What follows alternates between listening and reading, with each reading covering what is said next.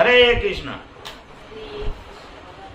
জগন্নাথ ঠাকুরের একটা শেঠ, সে হলো জগৎ শেঠ, তার নাম হলো জগৎ শেঠ। সে হায়দ্রাবাদের বাসিন্দা। সে খুব বড় ভক্ত হয়ে গেল, কিন্তু ভক্ত হওয়ার আগে সে ঘটনাটা আপনাদেরকে বলতেছি। তার মনে পয়সার অনেক অহংকার ছিল, তখন পয়সার মূল্য অনেক কম ছিল, পয়সার মনে অনেক অহংকার ছিল, অনেক পয়সা আয় করছিল। সে শুনেছিলেন জগন্নাথ ঠাকুরকে 56 ভোগ দেওয়া হয়, রোজ দিন তার কাপড় চেঞ্জ হয়, রোজ দিন পতাকা চেঞ্জ হয়, রোজ দিন তার পিছনে এত রান্না তৈরি হয়, এত ভক্তজন খায়, এ হয় ও হয়, সব শুনেছি।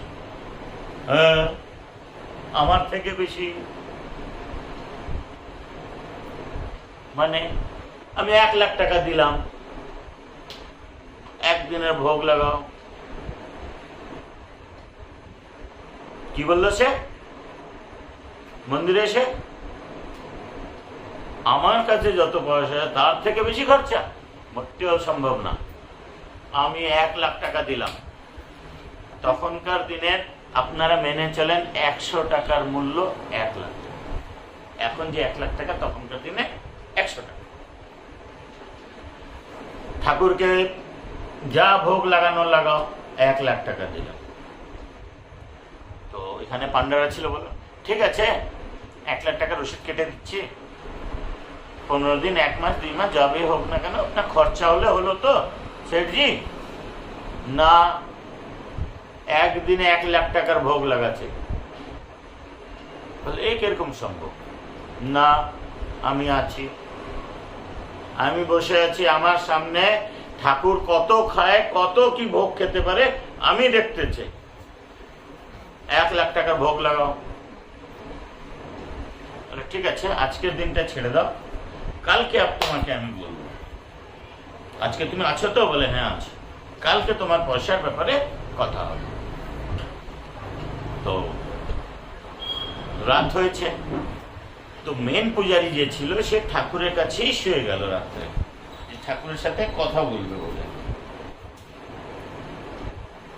তখন রাত হওয়াতে সে তার ঠাকুরকে বলল, প্রভুজি এরকম একটা হায়দ্রাবাদ থেকে শেঠজি এসেছে, সে পয়সার খুব অহংকার, তার সে একদিনে 1 লাখ টাকা খরচা করতে চায়। এ কিরকম সম্ভব? কি করা যায়? তুমি কিছু বুদ্ধি দাও। বলে ঠিক আছে না, তাকে বলো একটা পান কিনে। পান, একটা পান? বলে হ্যাঁ। তাকে বলো গজমতি, চুন থাকবে না, গজমতি লাগিয়ে, চুনের জায়গায় পানে গজমতি লাগানো হবে, গজমতি লাগিয়ে আমাকে একটা পান বানিয়ে দেবে। তার 1 লাখ টাকা খরচা হয়ে যাবে। তাতে 1 লাখ টাকা করতে পারলে করবে, তার উপরে। তো এই গজমতি কোথায় পাওয়া যাবে? বলে হাতির মাথার মধ্যে পাওয়া যাবে। কিন্তু সব হাতির মধ্যে পাওয়া যাবে, সব হাতির মাথায় কিন্তু গজমতি পাওয়া যাবে না। হাজারো লাখো হাতি কাটানোর পরে, মাথা ফাটানোর পরে কোনোটাতে একটাতে গজমতি পাওয়া যাবে। সেই গজমতিটাকে চূর্ণ বানিয়ে আমার পানে পেস্ট বানিয়ে আমাকে দিতে, আমি পান করব। তো বলল ঠিক আছে প্রভুজি, তোমার যেরকম আদেশ। সকালে হওয়াতে কি হলো? তোমার ঠাকুর কি বললো? তোমার ঠাকুর কি বললো? বলে ঠাকুর বলেছেন আমাকে একটা পান কিনে দে। পান? একটা পান? আরে 1000টা পান কিনতে বলো তোমার ঠাকুরকে। বলে 1000টা না, একটাই পান ঠাকুর খাবে বলেছেন, সে একটা পানই কিনে দাও। একটা পান? যাও কিনে এনে দিয়ে দাও। বলে না, এ পান ও পান চলবে না, এমন পান হবে যাতে চুনের জায়গায় গজমতি লাগানো হবে। গজমতি এ আবার কি? বলে 1000 লাখটা হাতির থেকে কোনো একটা হাতির মাথায় গজমতি পাওয়া যায়। এতগুলি হাতি কিনতে হবে, তারপরে তার মাথা থেকে গজমতি চেক করতে হবে, তার থেকে যেটাতে হাতির মাথা থেকে গাজমতি বেরোবে সেটা দিয়ে পান বানানো হবে।